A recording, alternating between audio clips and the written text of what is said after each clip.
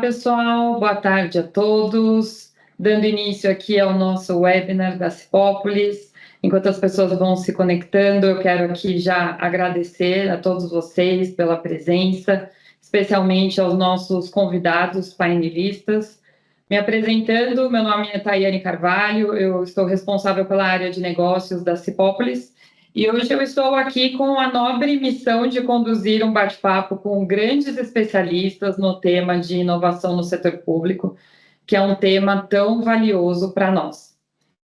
Bom, esse webinar ele acontece também como celebração dos 11 anos de jornada da Cipópolis, oficialmente celebrado na próxima semana, no dia 15 de abril, que vem para marcar a existência dessa GovTech que se dedica diariamente ao desenvolvimento de soluções tecnológicas que facilitam a vida dos tomadores de decisão na administração pública. Nesses 11 anos, nós já trabalhamos com governos em suas diferentes esferas, setor público municipal, estadual, federal, e buscamos avançar cada vez mais através do desenvolvimento de plataformas de integração e análise de dados. Para dar início a esse webinar, eu quero registrar aqui algumas informações. A nossa interação com o público durante o webinar será através da função de perguntas e respostas do Teams. Vocês, convidados, já têm acesso a essa funcionalidade.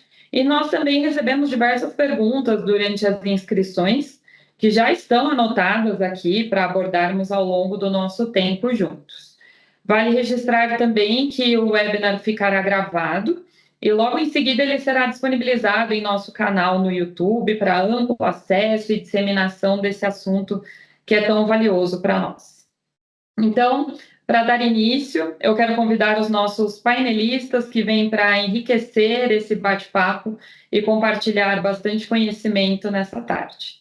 Começando aqui as apresentações, nós temos a participação da Daniela, que é pesquisadora associada na FGV Cidades, doutora em Economia pela Universidade de Viena e mestre pela Fundação Getúlio Vargas. A Daniela foi pesquisadora em Harvard, Newcastle e na Polônia. Ela já tem mais de 25 anos de experiência em governos no Brasil, em pesquisas internacionais da União Europeia, nas áreas de inovação em governo, mobilidade urbana, sustentabilidade e transformação digital. Muito obrigada, Dani, pela sua presença. Seguindo aqui com as apresentações, nós temos a participação também do Elson Lucena, que é gerente-geral de inovação na Prefeitura de Recife. Ele que foi um dos idealizadores e fundadores do MP Labs e do EITA Recife, um dos grandes cases de inovação aí do setor público.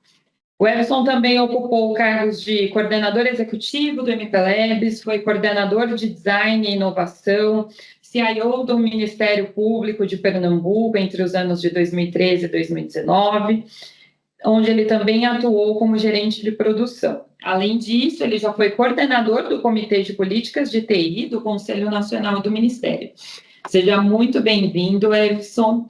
Dando sequência aqui à apresentação dos nossos convidados, temos o nosso amigo que já acompanha a nossa jornada há alguns anos, que é um dos principais atores também nesse ecossistema, Guilherme Domingues, que é cofundador e CEO do Brasil Lab, o primeiro hub de inovação que conecta startups e poder público.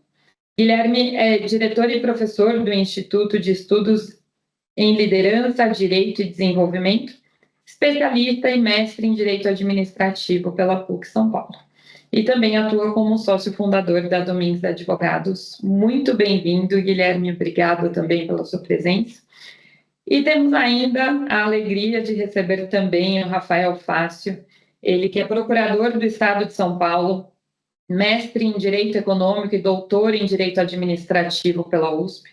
Foi consultor externo do BID para compras públicas de inovação no Brasil e fellow em Inteligência Artificial no Fórum Econômico Mundial, um dos grandes responsáveis pelo toolkit do Marco Legal de Ciência, Tecnologia e Inovação, que também será objeto aqui da nossa conversa. Seja muito bem-vindo e obrigada, Rafael.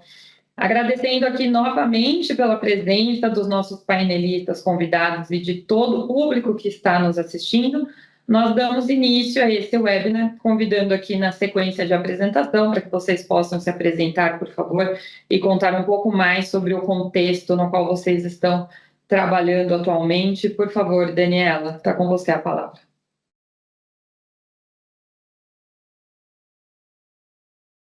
Seu microfone está fechado.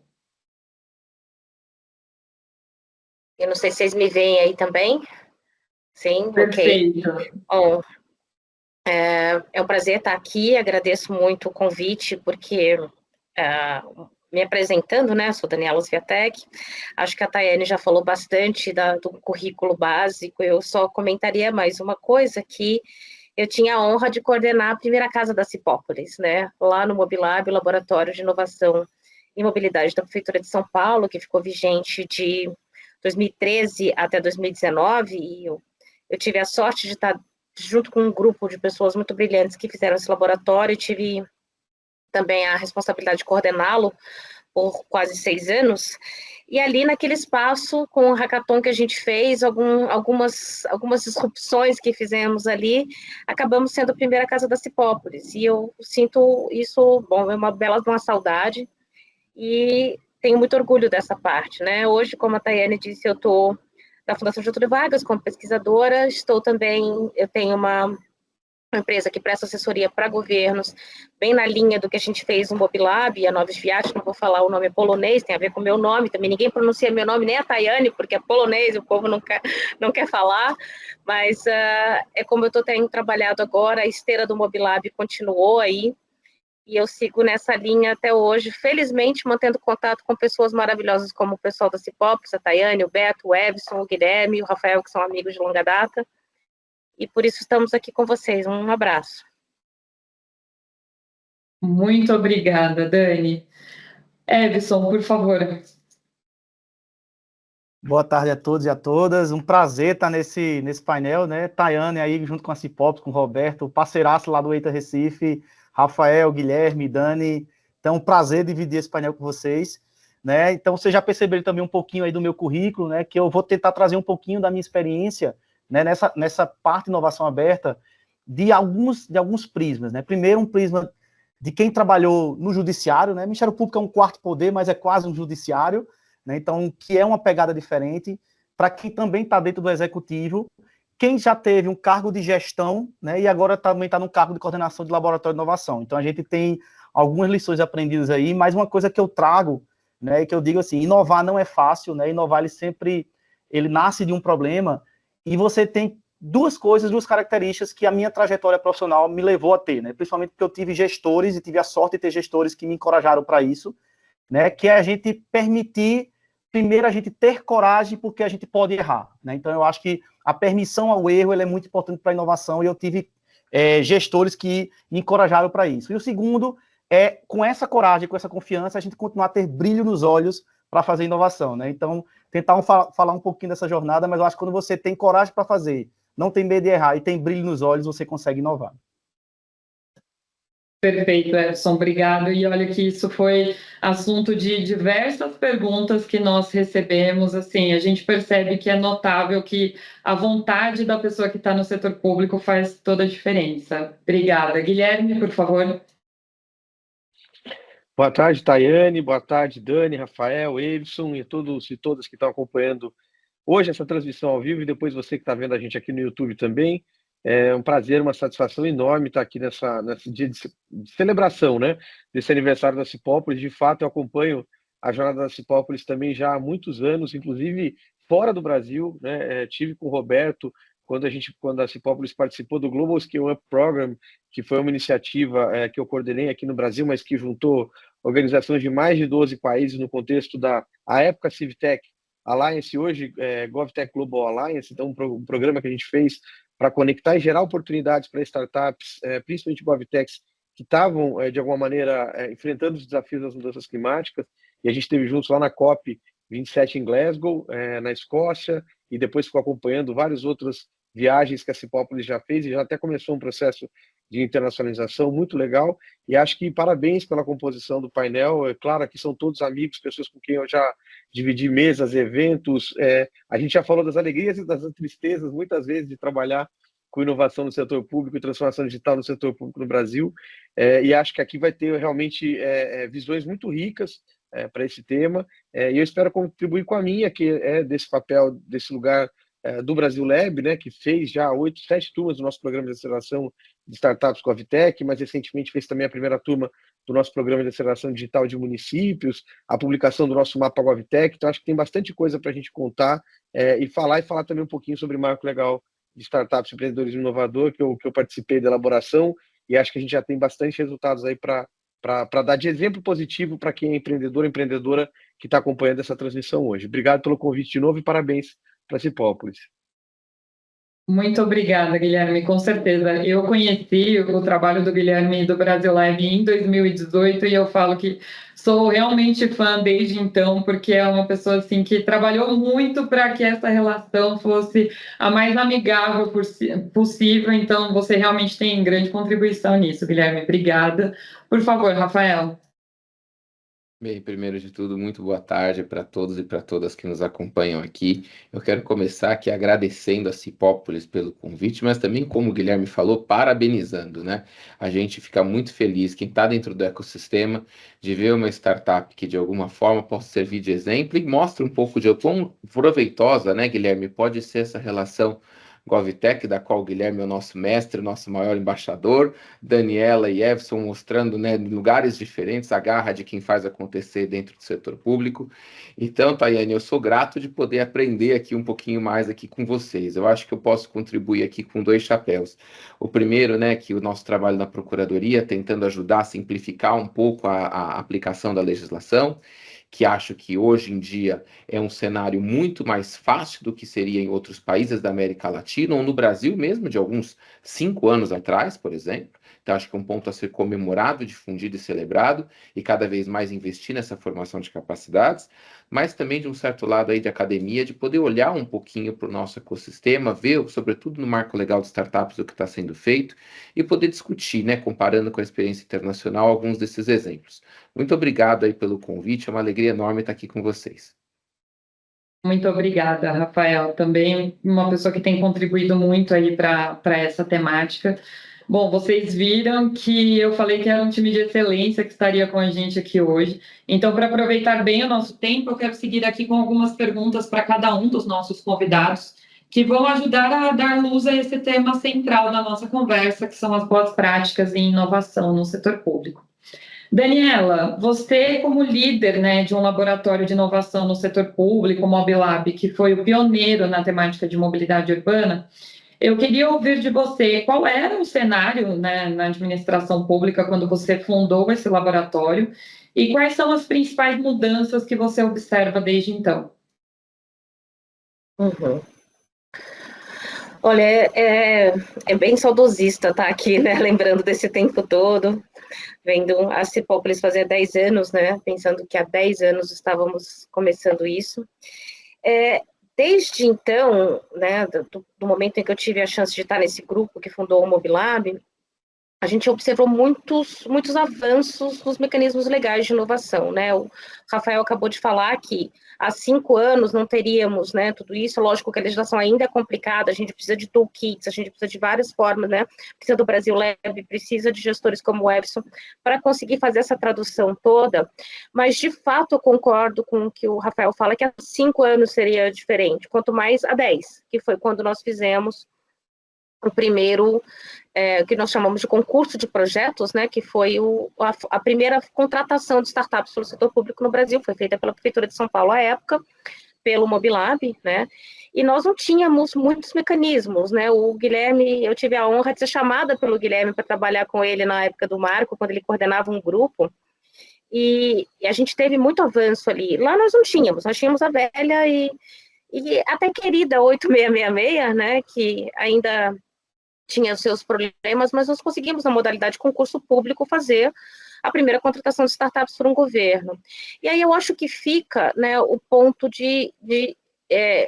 não é nem exatamente os avanços que eu vou falar, Tayane, seria muito mais no sentido de quais são os condicionantes para a gente ter questões como tivemos no Mobilab, né, nós temos aí, ganhamos prêmios internacionais. Eu acho curioso que até hoje o pesquisadores de fora do Brasil me chamam para entrevista pelo Mobilab, são coisas que ainda estão aí, né, ainda mais a gente teve tanto aprendizado com laboratórios de inovação desde então no governo, né, teve um boom, depois tivemos até uma certa queda aí, né, e eu penso muito nos condicionantes que tínhamos no Mobilab, que eu vejo como principais, mais até do que os mecanismos legais de inovação que precisamos para fazer essa contratação de inovação pelo setor público.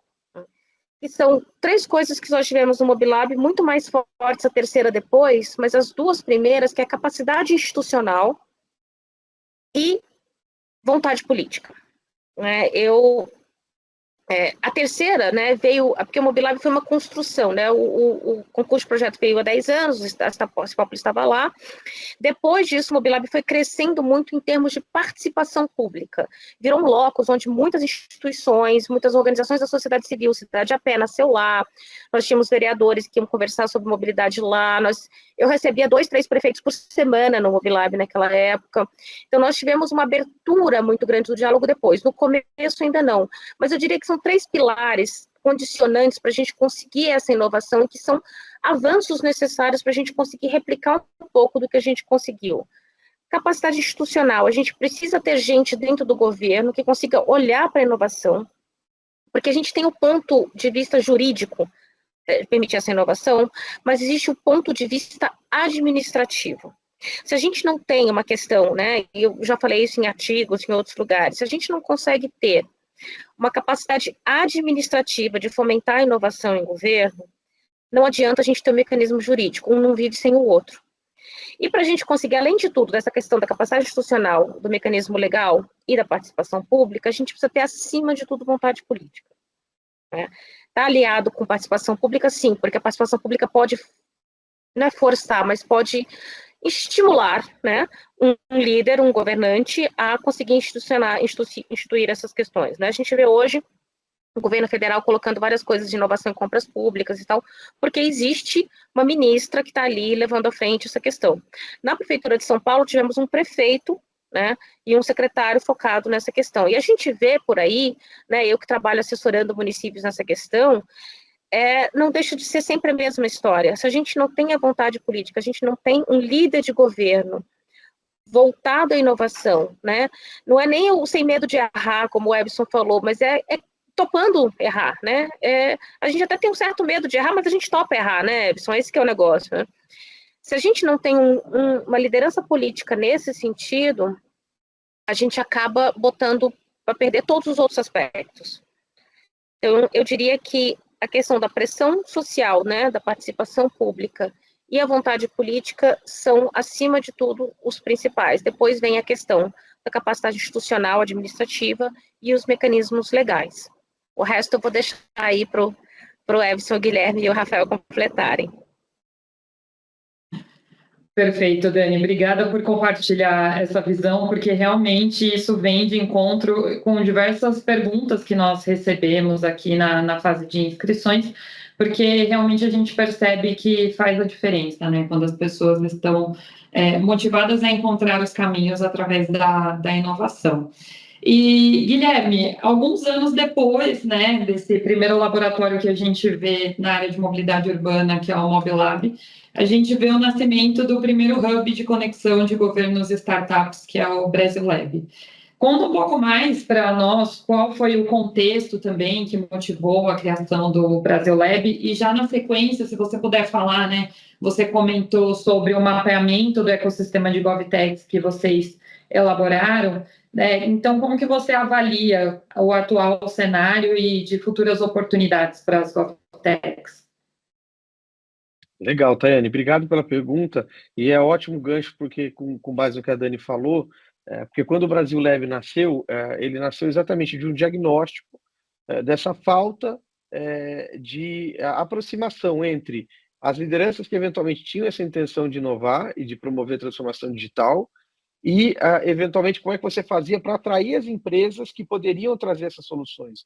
Porque muitas vezes é como a Dani falou, você tem 2 polos, né? Tem o lado da oferta e o lado da demanda. Então, a demanda vem do poder público por essas soluções, e essa demanda muitas vezes vai se mover por necessidade, né? Ou, principalmente, com a liderança política. Se você não tiver uma liderança comprometida em trazer inovação, transformação digital, não vai acontecer nada. Mas não adiantava também você ter a liderança se você não tinha oferta de soluções. E a gente percebia que o Brasil, isso foi em 2016, quando a gente fez a primeira turma do Brasil Live, já tinha um ecossistema de startups muito vibrante, muito consolidado, mas com pouquíssimo foco ou quase nenhum olhando para o setor público. E porque viam essa dificuldade de encontrar, mas onde que eu vou testar a solução, quem que vai se interessar em fazer. Então a gente diagnosticou ali muito claramente nesse início que, olha, a gente precisa encontrar um meio de aproximar esses dois lados. E a gente vai ter que fazer isso de fora para dentro. Porque é isso, você depende de vontade política, depende de outros interesses. Quem trabalha no setor público está matando 2, 3 leões por dia, não é nenhum leão, né? Eu sempre conto essas histórias de quando a gente estava dando, por exemplo, oficina do PADM em Belo Horizonte, chega o pessoal lá para fazer, e o pessoal que era da Secretaria de Educação estava com uma bomba porque tinham roubado fio de cobre em 2 escolas, estavam 2 escolas sem telefone naquele dia, ninguém estava conseguindo falar, e aí eles tinham que ficar resolvendo esse leão e tentando se capacitar em serviço público. Então você está toda hora lidando com a emergência da vida e do dia, e tendo que colocar essas questões mais adiante. Então, essa vontade política que estava de um lado, mas se você não tivesse oferta, de nada adiantava. E do lado da oferta, uma resistência muito grande do empreendedor de querer vender para o setor público, porque era burocrático, porque tinha medo de corrupção, porque não entendia como fazer, porque se ele não tinha um produto não validado, ele não tinha como testar. Então, hoje a gente vive um momento em que a gente tem as figuras do sandbox regulatório, para exatamente testar soluções, o CPSI, o Contrato Público de Solução Inovadora, a gente tem lá os 12 mecanismos de fomento da Lei de Inovação, que vão desde bônus tecnológico, que é pura e simplesmente subvenção, passar recurso público, até disponibilizar hora dentro do laboratório de IPT ou de um parque tecnológico para uma startup validar essa solução. Quer dizer, isso mudou completamente, mas naquele momento isso não acontecia. A gente tinha iniciativas pontuais, como o MobLab, como o Genova, que estava começando na ENAP, mas ninguém com essa visão de, olha, vou fazer desafios, né? O MobLab usando o concurso naquela época, depois teve o PitGov SP, mas a gente falando, se a gente quiser fazer de uma maneira mais abrangente, sem olhar a cor, a coloração partidária, como é que a gente faz isso? Então a gente teve essa ideia de criar uma ONG, uma associação da sociedade civil financiada por patrocínio particular, que ia tentar fazer esse esforço de aproximação. E começou muito com essa identificação que a gente tinha por relação profissional, pessoal, com prefeitos, prefeitas inovadores que estavam interessados em rodar essas soluções, e uma chamada que a gente fez para acelerar 15 empresas, que naquela época teve 50 inscrições para a primeira turma. Você corta para 2025, quase 2 anos depois, a gente tem hoje mais de 475 startups e pequenas e médias empresas mapeadas no nosso mapa GovTech, né? Mais de 330 iniciativas de inovação no setor público, entre laboratórios de inovação, parques tecnológicos, programas de inovação aberta. Então, é um ecossistema que mudou e que agora, com certeza, traz muitas possibilidades, porque já está consolidado, porque já não tem mais o receio você sempre vai ter, e da importância do trabalho do Rafael, do Edson, em montar toolkit, em comunicar como é que se faz, que o pessoal do EITA faz isso muito bem, o site deles explica cada etapa do que eles fizeram sempre, mas assim, é um receio hoje que eu digo que é muito mais por um preconceito do que com base na realidade. Né? A gente tem, sem dúvida, a legislação mais avançada em compra pública de inovação do mundo. Eu da minha concepção, o Brasil hoje não precisa, não falta mais nada do ponto de vista legislativo. A gente tem esse desafio adaptativo de trazer mais lideranças e de continuar fomentando o ecossistema empreendedor, mas como todo bom empreendedor precisa ter uma boa solução, e você só tem uma boa solução tecnológica se você tiver um bom problema, não tem lugar que tem mais problema e desafio, e nenhum lugar do mundo aí não é uma primazia do Brasil, do que o setor público, que é dinâmico, que todo dia vai trazer demandas novas, necessidades novas, então cria esse mercado realmente efervescente como a gente está vivendo hoje. Perfeito, Guilherme, obrigada. É realmente bom a gente ver o quanto isso vem avançando e é como você falou, né? As cidades, elas são verdadeiros laboratórios para teste, para validação das soluções. E aí, justamente em linha nesse caminho, a gente vê iniciativas, né, como o EITA Recife, que se ampara muito na modalidade do contrato público para a solução inovadora, que vem do marco legal das startups. Então, dando continuidade aqui, quero ouvir também do Everson um pouco mais sobre esse programa, que tem se destacado também pela continuidade, né? Esse ano já lançando aí a sua 3ª edição, tem um modelo de negócios inovador ali, com uma autarquia do município, que é a Imprel. Então, por favor, Everson, conta para a gente como que surgiu também essa ideia, quais foram os principais aprendizados que vocês extraíram dessas últimas edições, e se você puder comentar também algo que foi bastante presente nas perguntas que nós recebemos, como que foi a interação de vocês com os órgãos de controle para conseguir, né, colocar de pé esse programa, por favor? Beleza, Tayane. Não, a primeira coisa que eu queria chamar a atenção é a palavra continuidade, tá? Então, como é que a gente está conseguindo aí, durante 4 anos, ter continuidade no programa do EITA Recife, né, e garantir entregas e continuar sendo efetivo, né? Eu acho que isso vem desde do princípio, da base, né? E a base é o seguinte, é o nosso propósito, tá? Então, a gente ouve e vê muito aí vários laboratórios de inovação serem criados, e você pergunta, mas faz o que esse laboratório de inovação? E as pessoas, às vezes, passam 10 minutos explicando, 15 minutos, e você não entende o que esse laboratório... é só uma sala bonitinha, tem puffs coloridos, então, assim, é aquela moda de ter um laboratório de inovação. Mas qual é o seu propósito? Qual é o seu processo? Você existe para quê? A partir do momento que você define muito claro, de forma clara, qual é o seu propósito e para que você existe naquela organização, qual é o seu objetivo, eu acho que aí as coisas fluem, tá? E aí a gente começou exatamente nessa jornada. O EITA Recife ia se encaixar onde? Dentro de um programa de transformação digital da Prefeitura do Recife. Então, para quem conhece um pouco a história aqui da Prefeitura, esse movimento começou muito em 2021, tá, com a gestão do prefeito João Campos, que ele é um prefeito muito jovem, e ele trouxe como um pilar e como grande bandeira exatamente essa transformação digital, né? E eu vim para a Prefeitura do Recife à disposição para tentar fazer inovação aberta aqui na Prefeitura. Então eu disse, cara, como é que a gente vai se encaixar dentro dessa grande estratégia de transformação digital? E foi aí que a gente achou o nosso propósito, né? O nosso propósito era resolver grandes desafios públicos. Então, aqueles grandes problemas, aqueles grandes desafios que eu não conseguiria resolver por uma esteira da transformação digital, seja com a fábrica de software, seja com a compra de um termo de referência com fábrica de software, termo de referência normal, seja com a Imprel, que também é uma fábrica de software, seja com a ferramenta de BPMS, eu não consigo resolver, eu preciso repensar o modelo de atuação daquela área, daquela secretaria. Ou eu tenho um desafio que existe aí há 20, 30 anos e eu nunca consegui resolver. Aí entra o EITA Recife. Então, esse era o nosso propósito. A partir do momento que a gente definiu o nosso propósito, resolver grandes desafios públicos, aí sim você tem que ter um processo, você tem que ter uma metodologia e pessoas que consigam fazer aquilo ali e que mudem a cultura. Então, a gente passou todo um processo de mudança de cultura, né? A gente seguiu muito aqueles 8 passos lá do John Kotter, para quem conhece, né? De ter uma equipe de coalizão, a gente criou a equipe Transformers, né? Que alguns já conhecem, que tem esse brilho nos olhos, que tem essa facilidade na entrega, de não ter medo de errar, de ser muito mais matricial do que hierárquico. Então, a gente saiu seguindo aquela cartilha, né? Publicamos uma legislação, uma lei municipal, que garante governança e gestão para que as iniciativas de inovação ela não parem na gestão de um político X ou Y, sim seja uma política pública de Estado. Então, a gente foi fazendo essa trilha e isso meio que começou a garantir essa continuidade. E aí, a gente conseguiu tirar do papel, né? Então, o EITA Recife hoje ele tem já 2 ciclos de inovação consolidados, né? A Cipópolis participou do 2º ciclo, a gente está na fase de aceleração agora, né, Tayane?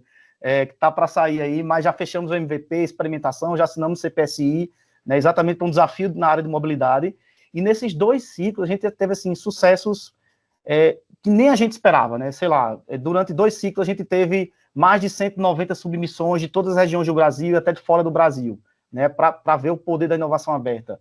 A gente conseguiu assinar 12 CPSIs, são contratos públicos de solução de inovação, 3 contratos de fornecimento, né? A gente conseguiu implantar soluções em que a gente investiu 3,5 milhões e teve mais de 14 milhões de retorno financeiro, né? Soluções que impactam mais de 40% da população. Então, isso são resultados que, quando a gente traz, a gente percebe, cara, a inovação, de fato, quando a gente arrisca e quando a gente quer fazer, a gente consegue, lá na frente, sair com resultados bem palpáveis. Então, o EITA Recife, ele nasceu com esse propósito, ele nasceu com essa dinâmica, com esse processo, e a gente conseguiu tirar do papel e conseguiu ter resultado. E quando você faz isso, você alimenta o modelo, e a alta gestão que patrocina aquilo ali, né, acaba sendo envolvido. Então, como lições aprendidas, Tayane, eu destacaria aqui algumas questões que a gente já falou, né, ou seja, você tem que envolver a alta gestão, se você não tiver o alto patrocínio, não anda. você tem que envolver os órgãos de controle, e aí já respondendo um pouquinho da tua pergunta, né, se você fizer isso e não envolver os órgãos de controle, o processo não anda. Então, desde o início, a gente teve uma parceria muito forte, né, com os órgãos de controle interno da prefeitura, mas também com os órgãos de controle da Imprel, que os processos acabaram de sair pela Imprel. A Imprel é a nossa empresa pública, tá? É como a Imprel está para a Prefeitura do Recife, assim como o SERPRO está para o governo federal, né, para vocês entenderem. Então, a gente pegava na mão do jurídico da Imprel. Galera, vocês conhecem o Marco Legal das Startups? Não, não conheço. Então, vem cá, vamos aprender junto. A gente tem aqui um esboço de um edital, faz junto comigo, vamos fazer a 4 mãos. Então, realmente isso é importante. A gente tem uma parceria muito forte com o Prisma, que é o laboratório do TCE aqui do estado. A gente tem uma parceria muito forte com o TCU, de prefeitura, não, acho que tirando da Petrobras, foi o primeiro do Brasil. A gente tinha dúvidas, então a gente chamou 2 auditores do TCU para uma live, e a gente ia ali abrindo as coisas. Cara, como é que a gente faz isso? Como é que a gente cota isso? Como é que a gente vai fiscalizar? Então, quando você começa a se aproximar, as pessoas veem boa vontade naquilo. Você pode até errar a forma, tá? Mas não tem má intenção. E isso é percebido, isso é encorajado. Então, envolver órgãos de controle, você envolver a área especialista. Se você não envolver a área especialista, não adianta a equipe de inovação fazer. Então, se é um desafio de mobilidade, Tayane, tem que envolver a companhia de trânsito. Se é um desafio da área de saúde, você tem que envolver a área de saúde. Não tem jeito, né? Você garantir dotação orçamentária, começar um ciclo sem ter uma garantia orçamentária, isso pode ser um problema, e a gente teve, tá? Eu estou trazendo pontos aqui que a gente teve problemas durante os 2 ciclos, né? Ter um modelo de copropriedade intelectual, se você não tiver muito claro qual é o modelo de copropriedade intelectual, qual é a sua parcela naquilo ali, como é que você vai garantir que aquela empresa escale aquilo ali, tenha representatividade comercial. Você não cria atrativo e a empresa não vai participar, só vai vir aventureiro e não vai ser sucesso. Então, você tem isso muito, muito claro, é muito importante, né? E, por último, eu diria que você tem uma grande metodologia para identificar problemas. Não adianta você fazer inovação se você não trabalhar problemas e desafios. Então, isso a gente conseguiu rodar muito bem aqui, a gente tem toda uma metodologia de design de problemas, né? E eu costumo dizer o seguinte, que a inovação, ela nasce de um problema, né? Então, a gente no EITA Recife, nossa primeira receita de bolo, nosso primeiro ingrediente de sucesso é ter uma boa oficina de design de problema. Depois, como é que a gente alavanca isso? Tendo segurança jurídica, usando CPSI. Então, o CPSI é nossa ferramenta de alavancagem. Como é que a gente garante continuidade? Tendo a Imprel. A Imprel garante a nossa sustentabilidade e continuidade, porque a gente consegue ter contratos de fornecimento, a gente consegue ter parcerias estratégicas, até escalar isso para outras cidades, isso voltar para um fundo de modernização e tornar o modelo autossustentável. Então, isso garantia um pouco a continuidade do programa aí, Tayane. Maravilha, muito obrigada, Edson. É muito bom ter a oportunidade de ouvir tudo isso, porque, como você comentou, não é uma trajetória tão linear que não tenha encarado desafios, né, enquanto foi rodando os programas. Mas que bom que vocês conseguiram adotar esse olhar de lições aprendidas, melhorias, vamos para o próximo ciclo, e avançando cada vez mais e tendo aí a resposta, né, de soluções tão interessantes que vêm aparecendo ao longo do programa. Bom, e Rafael, na sequência aqui, muito conectado também com o que o Edson comentou, agora existe esse arcabouço legal que permite toda essa inovação, e a gente vê também uma postura inovadora na Procuradoria-Geral do Estado de São Paulo, que vem adotando esse perfil mais ativo de interação com os diferentes departamentos da administração pública, né, ao criar novos materiais para incentivar a utilização desses mecanismos, como o caso do Toolkit do Marco Legal de Ciência, Tecnologia e Inovação. Então, eu queria ouvir de você também qual que foi o principal desafio observado pela Procuradoria que incentivou a condução desse trabalho e quais ações que a equipe ainda pretende desenvolver.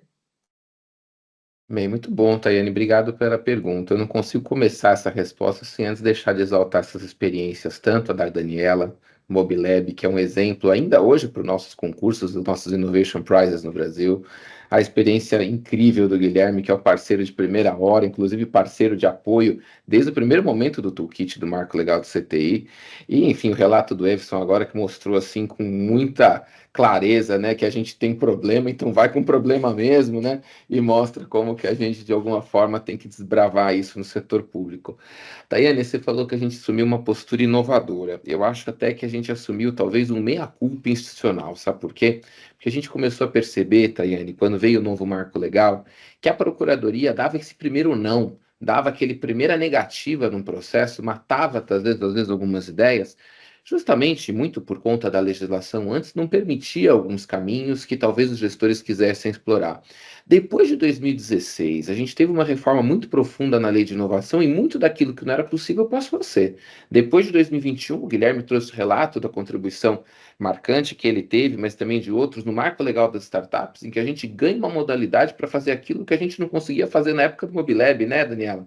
Você testar em ambiente real uma solução na administração pública, construir a quatro mãos e ainda conseguir contratar e depois, de alguma forma, validar isso num contrato que vai ser remunerado e da qual a Cipópolis é um exemplo, né, dentro do nosso ecossistema brasileiro, de algumas das primeiras startups que exploram essa modalidade do lado da oferta, do lado privado.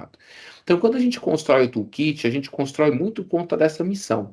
Se hoje não tem um problema legislativo no Brasil, como bem falou o Guilherme, a gente tem um problema de segurança jurídica, então a gente que é órgão jurídico, a gente que é advocacia pública, estamos aqui com uma missão fundamental. A gente tem que, de alguma forma, simplificar e facilitar a aplicação dessa legislação que nós temos, porque não podemos admitir que a gente tem um país que vira e mexe, a nona, décima economia do mundo, ou seja, um país que tem dinheiro, um país que não falta problema, ainda mais no setor público, está sobrando, a gente exporta problema se quiser, e que no final das contas tem uma legislação, um exemplo de legislação que é seguido e que de alguma forma inspira outras legislações no mundo, e a gente não aplica. Então, assim, esse conjunto de coisas acho que leva a gente, e aí eu não digo assumir uma postura inovadora, mas eu acho que assume a única postura possível disso, de tentar simplificar a linguagem e de alguma forma colocar essa legislação de uma forma mais simples para o gestor poder aplicar. Eu separei 3 pontos aqui, Tayane, dos desafios que você me pediu, que é de alguma forma um deles, o primeiro, né, a necessidade da gente capacitar, já foi coberto muito bem pela Daniela, mas esse é um ponto que eu queria colocar. O toolkit, de certa forma, mostra como a gente tenta se esforçar para simplificar a legislação, mas muita gente ainda não sabe o que essa legislação veio falar. A gente ainda tem um esforço evangelizador e de alguma forma ainda vamos ter por muito tempo, de dizer o que essa lei permite, dizer o que ela não permite, como que a gente tira isso tudo do papel. Então, capacitação, e o ponto que a Daniela trouxe muito bem, e não vou repetir, construir essa capacidade institucional dentro do setor público ainda é um desafio que a gente ainda, de alguma forma, precisa enfrentar. Não basta construir PDF bonitinho, a gente tem que colocar e trabalhar com gente, porque é só gente que faz o setor público se transformar. Então, esse é o primeiro ponto. O segundo é um desafio que eu vou chamar aqui de difusão ou desafio mais cultural. A gente está num país que construiu um direito administrativo que criminaliza o público conversar com o privado. A conversa do público com o privado, e o Guilherme, veja ali, também é do direito administrativo, concordando comigo aqui, parece que tem uma pecha aí de absoluta irregularidade. E inovação, não existe possibilidade da gente fazer inovação sem parceria. Essa possibilidade não é dada. Se existe em outros campos do direito administrativo, ótimo. A gente abraça o Eli Lopes Meirelles e segue. Agora, se a gente for fazer inovação, a gente precisa demolir essa ideia. A gente precisa construir canais institucionais de conversa público-privada, porque isso ainda falta muito no Brasil.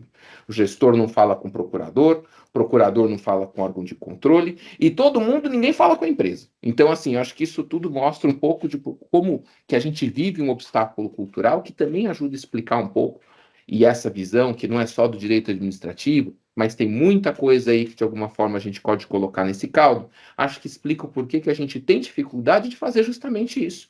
Mecanismos jurídicos de negociar propriedade, de propriedade intelectual sobretudo, mecanismos jurídicos da gente validar em conjunto uma solução e que exigem aí algum grau de cooperação. E o terceiro ponto, Tayane, para terminar aqui, eu acho que nós não podemos aqui nos esquivar do que países que têm experiências bem-sucedidas de contratações públicas de inovação fizeram. Sem achismo, vamos olhar para fato. Inglaterra, Estados Unidos, os países escandinavos, a Espanha em algum grau, todos eles têm uma coisa muito em comum relacionada a isso. Todos eles investiram em algum momento da sua trajetória em pilotos de pequena escala, contratações pequenas que envolvem desafios bem montados, experimentados, como o Everson falou muito bem aqui. Não adianta a gente pensar em usar CPSI para qualquer coisa, mas que com profundo conhecimento do problema, alia um valor menor, uma complexidade menor, que faz com que o gestor público não só se sinta mais capacitado para enfrentar o desafio, mas ajuda a gente a construir a capacidade institucional do procurador que analisa, do órgão de controle que audita e da própria empresa que participa. Ainda não é natural para a gente no setor público e no setor privado trabalhar com esses mecanismos. Então eu colocaria esses 3 pontos, mas esse último de forma fundamental. Investir em pilotos em pequena escala para que a gente facilite a compreensão desse marco legal. Perfeito, muito obrigada, Rafael, todos vocês pelas contribuições. Realmente, assim, acho que não faltam hoje referências, não faltam também mecanismos aqui no Brasil para que a gente possa promover a inovação. E aí, trazendo aqui um pouco das perguntas que foram apresentadas pelos participantes, uma pergunta que volta num tema que é essa questão do convencimento do órgão gestor, né, sobre a importância de investir em recursos, em tecnologia, inovação nas prefeituras, especialmente em ambientes que se mostram mais resistentes a mudanças. E essa é uma pergunta que eu quero deixar aberta aqui para todos vocês. O Everson já comentou um pouco sobre isso, mas se quiserem voltar e trazer mais exemplos, por favor, fiquem à vontade.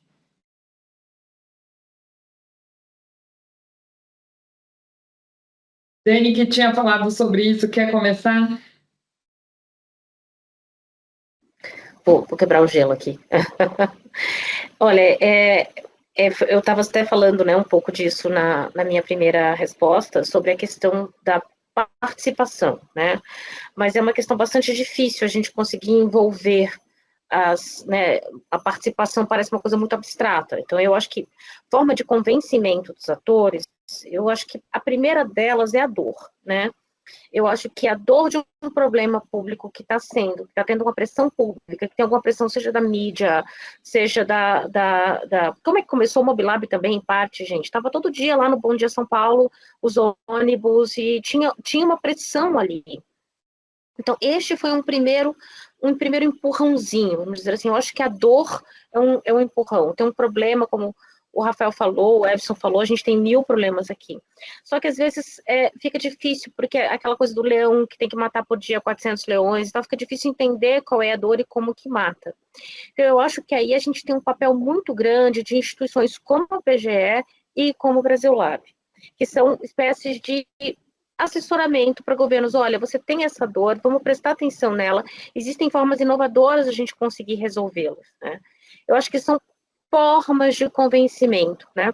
Hoje a gente está tendo muito aí o boom do Smart Cities, todo mundo falando de Smart Cities, ainda é muito usado para questões de segurança pública e tal, por quê? Talvez porque seja uma dor que doeu mais. A gente tem que entender que Smart City é para qualquer política pública, né? Ela pode se aplicar para qualquer política pública, mas tem que ver o que está doendo mais, o que a pressão pública está fazendo mais com aquele líder, né, governamental, para a gente conseguir fazer esse convencimento do órgão gestor. Eu quero falar demais, vamos ver se alguém me complementa aqui. Eu vou pegar carona na fala da Daniela e até para explorar um outro ponto, né, Tayane? A pergunta é, né, como a gente convence o órgão gestor de que ele tem que investir em tecnologia? Eu inverteria a pergunta. Qual argumento o órgão gestor de qualquer esfera de governo tem hoje para fazer o que a gente chamava fazer, ou seja, mais com menos, sem tecnologia? Qual que é a alternativa possível em relação a isso? Que eu não consegui entender, realmente. É claro que investir em TI e de investir em inovação, que são campos que se interpenetram, mas são diferentes, trazem seus próprios desafios. Mas em complemento aqui à resposta da Daniela, com a qual, claro, eu concordo, eu acho que a gente também tem que pensar que não tem muita alternativa, não tem muita escapatória. Nós estamos diante de um cenário em que o setor público, cada vez mais, seja com norma, e aí eu vou lembrar que a Lei de Governo Digital, que completou, final de semana passado, seus 4 anos, no dia 29 aqui de março, né? Então, assim, a gente tem cada vez mais o setor público é chamado a usar a tecnologia e também por conta de uma realidade cada vez mais inafastável. A gente não consegue mais fazer gestão pública séria sem dado. E tecnologia é a única forma que a gente consegue de coletar e tratar dado numa escala que seja minimamente séria, além da padaria, da conta de padaria. Eu acho que quando a gente faz o gestor público tomar, e a gente quer ter uma gestão pública baseada em dado e evidência, a gente tem que dar e fornecer para os gestores públicos dados e evidências. E a única forma da gente fazer isso de forma minimamente razoável é automatizando e, de alguma forma, trazendo a tecnologia para o dia a dia da gestão.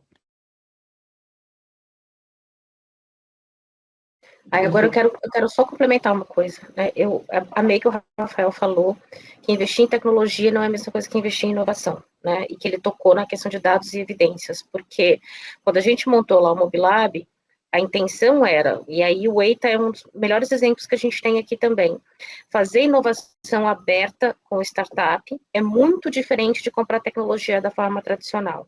Produto de prateleira, produto com anos de implantação, sabe, na época do Mobilab a gente estava lá implantando um sistema de bilhetagem que eram 3 anos para implantar um sistema. Então, assim, não tem como você fazer inovação dessa forma. Então, eu acho que vale muito a pena frisar esse ponto. Inovação aberta é diferente de compra normal de tecnologia, não é produto de prateleira, é atacar diretamente a dor, é o problema complexo visto de uma maneira com evidências e dados. Eu acho que aí é o X da questão. E aí, pegando um gancho disso aí, Dani, eu ia jogar a bola para a Tayane, eu ia levantar a bola para a Tayane cortar aí. Se você, por exemplo, tem muita gente, eu quero fazer inovação e faz sem ter esse cuidado, fizer, por exemplo, um contrato, um CPSI da vida, ou um contrato de encomenda tecnológica, seja qual for, em que ele seja amarrado ao ponto que você não consiga, por exemplo, mudar um escopo ou mudar uma dotação orçamentária, tá frito. É fracasso na hora. Você não pode se amarrar ao escopo, você tem que se amarrar aos indicadores de resultados e aos riscos. Se para alcançar aqueles resultados e para mitigar os riscos eu precisar mudar meu escopo, eu vou mudar meu escopo. Eu não posso me apaixonar pela solução, eu tenho que me apaixonar pelo problema, tá? E aí, Tayana, eu queria levantar a bola é o seguinte, quantas vezes nesse 1 ano aí que a gente tá junto, a gente já mudou de escopo, hein? Eu já perdi as contas. Eu acho que o pessoal da Cipop já fica meio puto assim com a gente. Eita, falei um palavrão aqui. Fica meio irado com a gente, arretado. Vou usar mesmo. Fica meio arretado, porque elas vêm e mandam um negócio, e quando chega o pessoal da Companhia de Trânsito testa, não, mas não é assim que eu queria, não, eu queria de uma outra forma. Aí vai lá, Tayana, com toda calma, não, beleza, vamos fazer assim. Mas é isso, pessoal, inovação é isso, a gente muda de escopo, muda a dotação, o preço da aceleração que a gente tinha com a Cipop já mudou para cima, para baixo, então assim, isso faz parte, isso tem que estar dentro de um contrato, é diferente de um contrato de fábrica de software, tá? Mas isso é perfeito, Everson, porque realmente eu ia comentar sobre isso. Na nossa experiência, a gente viu o quanto o Recife entendeu a essência do para que serve, né, um contrato público para solução inovadora. Tem essa flexibilidade, essa visão de construção em conjunto, a gente está vivendo isso com a CTTU, e isso é ótimo, porque é isso, lá no início nós estabelecemos uma matriz de risco, tinha riscos que estavam mapeados, tiveram riscos que aconteceram no caminho, e é natural desse processo de inovação. E teve até uma pergunta que a gente recebeu sobre isso, e aí acho que vale comentar. Gente, no contrato público para solução inovadora está previsto, né, que pode ou não haver o risco tecnológico, então, assim, não precisa ter essa insegurança, isso já é previsto. Guilherme, você queria comentar algo? Não, é que eu estava ouvindo daí, aí já veio mais um insight para compartilhar, né? Porque o primeiro esse tema da inovação aberta, como a Everson falou, a Dani falou, o Rafael falou, que eu acho que é isso que a gente quer destacar muito, né? Que depende desse elemento de colaboração, então público-privada, interinstitucional. Isso é um aspecto que é, sem dúvida alguma, importantíssimo. Só que o outro é o risco que a gente corre quando a gente faz essa separação de inovação, de transformação digital, mas principalmente quando você está fazendo inovação por meio de transformação digital, que é o risco da inovação por soluço, que eu falo. Que aí é aquela coisa assim, vai ter um contratinho que você vai fazer com uma dor que você está resolvendo ali e, beleza, você vai fazer, pode fazer o CPSI, deu certo, entendeu? Mas aquilo ali vai andar 2, 3 anos e depois dá o soluço, parou. Né? A coisa não vai andar. E no Brasil a gente tem uma tradição que eu acho complicada, que é assim, a gente adora fazer plano, né? Plano plurianual, plano de metas, plano de mobilidade, então plano de tratamento de resíduos sólidos. Então tem que ter plano para tudo no Brasil. E infelizmente a gente é muito bom de plano e muito ruim de execução na maioria desses planos. Mas ainda sabendo dessa tradição ruim que a gente tem, eu acho que é fundamental a gente pensar nesse conceito de estratégias, né? Eu sei que, por exemplo, o EITA é isso, ele tem lá algumas metas que ele pretende alcançar ao longo do tempo, no que ele está apoiando a prefeitura e com qual finalidade, né? A mesma coisa nas prefeituras que a gente teve agora nessa experiência com o nosso programa de aceleração digital de municípios, o que a gente percebia era isso, muitas delas, às vezes tem prefeitura hoje que ela não sabe nem os serviços que ela presta, né? Talvez não é todo mundo que saiba aqui da nossa audiência, mas as prefeituras elas são obrigadas a ter uma chamada carta de serviços, ela tem que saber tudo que ela faz, ela tem que colocar tudo que ela faz no site dela. Tem muita prefeitura que não consegue. Então, quando a gente vai falar de digitalização de serviços, mas a prefeitura nem sabe quais são os serviços que ela faz na sua integralidade, né? Então, acho que tem que começar sempre com um passo atrás, mas pensando dois para frente, que é, olha, eu tenho que ter uma boa carta de serviço, eu tenho que ter um mapeamento de ações, claro, tem que começar com vitórias pequenas, com coisas pontuais, que aí eu mostro o benefício para fazer aquilo que o Rafael falou, que é, por que não digitalizar, gente? Olha a economia e a escala e o alcance que eu estou gerando, né, com essa determinada solução digital, e aí isso vai evitar que, garantir a continuidade, que foi uma palavra que o Edson falou, que é muito chave, né, é muito determinante. O Brasil, por exemplo, em nível federal, só tem feito o que ele fez, porque ainda que a gente tenha tido 4 presidentes da República nos últimos 8 anos, o núcleo duro da Secretaria de Governo Digital tem sido mantido, apesar das mudanças de lideranças que a gente vê. Então, isso nunca foi descontinuado. Essa, finalmente, foi uma política pública que, acho, pelo menos com a experiência que eu tenho desses últimos 8, 10 anos, ela tem sido uma política de Estado. Mas por quê? Porque houve uma estratégia brasileira de transformação digital em 2019, aí uma estratégia de governo digital federal em 2020, que valeu por 4 anos. Agora se criou uma nova estratégia nacional de governo digital, que coloca claramente quais são os objetivos, os serviços, as métricas que eu vou dizer para ver se isso deu certo ou não. Então, esse lado do planejamento e dessa integração de organização é muito importante. É meio lugar comum no Brasil, às vezes é chover no molhado, é falar para uma coisa acontecer, mas eu acho que é fundamental se a gente quer garantir essa incorporação de mais pessoas e isso só vai fazer mostrando bons resultados, né? Maravilha, obrigada, Guilherme. Isso fala muito também sobre governança, que foi uma questão que apareceu também, sobre como manter isso perene, estava na fala também do Edson. Pessoal, nós recebemos diversas interações, como eu comentei, a gente tentou endereçar elas aqui durante o nosso bate-papo. As perguntas que não puderam ser respondidas aqui ao vivo, elas já foram compartilhadas com os especialistas, eles vão responder e a gente vai dar um retorno para vocês na sequência. A gente está encaminhando aqui para o nosso encerramento, porque a gente estabeleceu 1 hora para esse bate-papo, mas é uma conversa tão rica, né, um tema que dá para a gente passar horas conversando sobre isso. A gente agradece muito pela participação de vocês. A gente vai deixar aqui uma pesquisa, inclusive, no chat para os participantes, para sugerirem temas, para a gente voltar a ter novos encontros e continuar a discussão sobre esses assuntos. E aqui, para fechar, eu quero ouvir de cada um dos nossos convidados, né, diante de tudo isso que nós conversamos, o que cada um entende, né, por boas práticas de inovação no setor público, como que a gente pode continuar levando essa ideia adiante. Por favor, resgatando aqui a ordem, Daniela. Olha, eu acho que atualmente, não é porque o Everson está aqui não, mas eu acho que vale muito a pena dar uma olhada no trabalho de Recife. Porque, assim, boas práticas é aquilo que ele falou, cheio de erros, cheio de percalços, mas eu acho que acho que o João Campos tem feito um bom trabalho nisso. Claro, a gente, o Mobilab acabou, tem ainda coisas para aprender, né, tem artigos escritos, mas eu vou puxar a sardinha pro lado do Everson aqui, viu, Everson? Eu acho que você tá a bola da vez, cara. Agradeço muito, Dani, obrigado.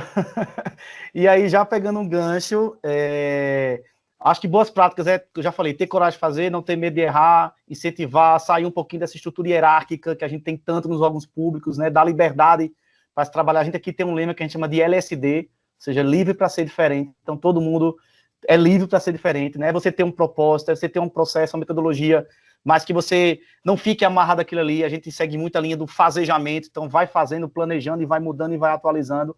Então, acho que são boas práticas, né? E aí eu queria também deixar como dica aí, a gente tem um portal, pessoal, que aí eu não estou conseguindo digitar aqui no chat, tá? Mas se alguém da Cipops conseguir botar aí, que é o inovaçãoaberta.recife.pe.gov.br, lá, certo?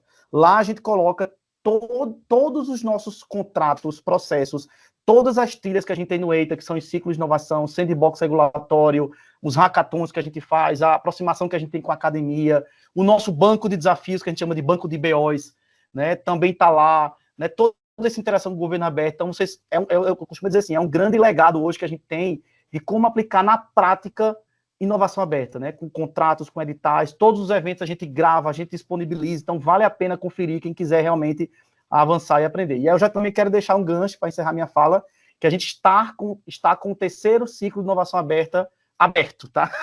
Então o edital está aberto até 14 de maio, não perca essa oportunidade, assim, que se tiver startups, empresas, são 4 desafios na área de saúde, na área de tecnologia assistiva, na área de descarte regulado de resíduos sólidos, de combate ao desperdício de alimentos, endereçamento desses alimentos. Então, assim, está muito bacana, né? A gente vai ter uma etapa de maratona de programação dentro do ciclo, com investimento lá no topo do CPSI, até 1,6 milhão de reais, depois até 8 milhões de fornecimento, possibilidade de parceria estratégica. Então, assim, é uma grande oportunidade de um programa que já é vitorioso, que já tem toda uma vitrine e visibilidade para que startups, empresas possam participar, que a gente possa resolver desafio público e escalar isso também para outras cidades, tá? Então, deixo aí a dica.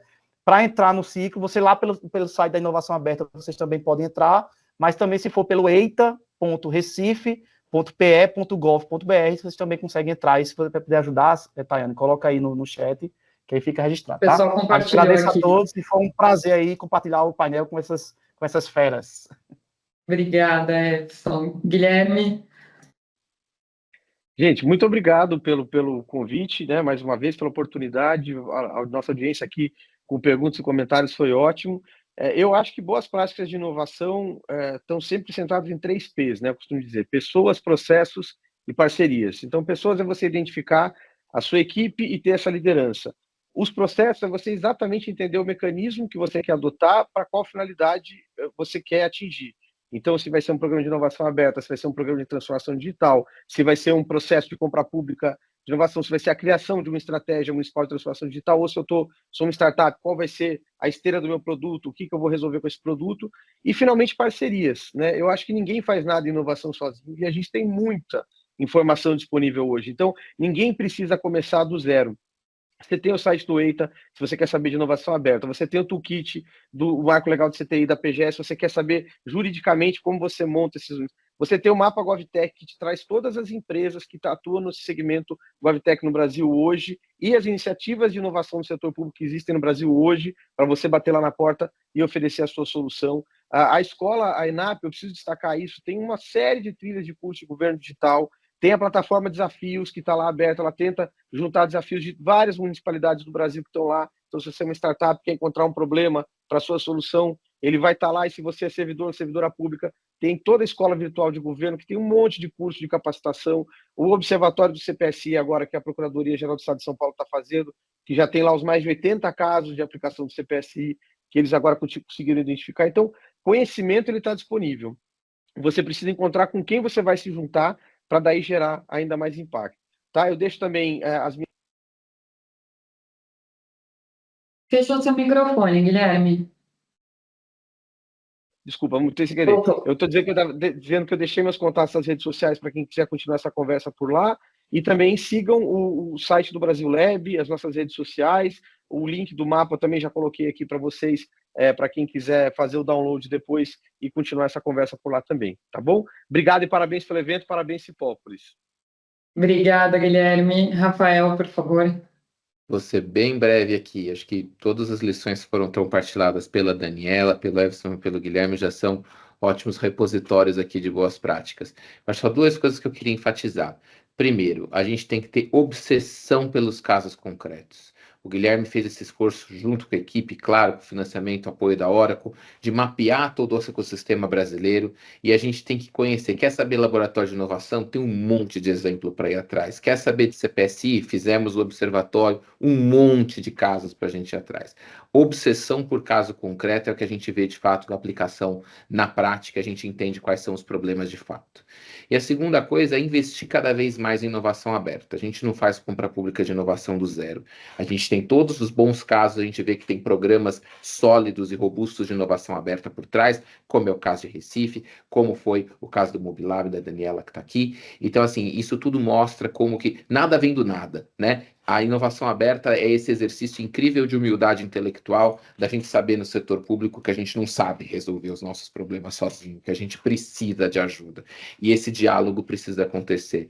Então, Tayane, eu quero agradecer muito a você, ao Roberto, mas toda a equipe da Cipópolis e parabenizar vocês aqui, não só pelo webinar, mas por esse aniversário, que vocês continuem por muito, muito tempo ainda semeando esse lado da inovação no nosso setor público brasileiro. Obrigado pelo convite. Obrigada, pessoal. É sempre muito inspirador ouvir vocês. Eu agradeço também aqui aos colegas da Cipópolis que apoiaram aqui durante a condução do webinar, compartilhando aqui os links sobre tudo que a gente estava comentando. Finalizando o webinar, nós enviaremos esse material para vocês. Como eu comentei, a chamada ficou gravada, nós vamos disponibilizar no YouTube. Compartilhem, esse conhecimento é para ser compartilhado mesmo. Reforço que nós deixamos aqui o formulário para pesquisa, para que vocês possam avaliar o formato, deixar sugestões, né, de temas e formas para que os nossos encontros sejam ainda melhores. E agradecer especialmente aos nossos convidados pela valiosa contribuição.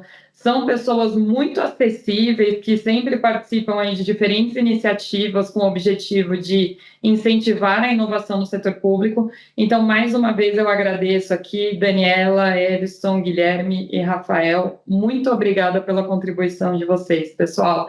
E até uma próxima. Muito obrigada também a todos que acompanharam até aqui. Até mais, pessoal. Parabéns, Cipópolis. Tchau, tchau. Tchau para todos. Aí, parabéns, Cipópolis, 11 anos. Que venham mais 11. Valeu. Obrigado, gente. Parabéns.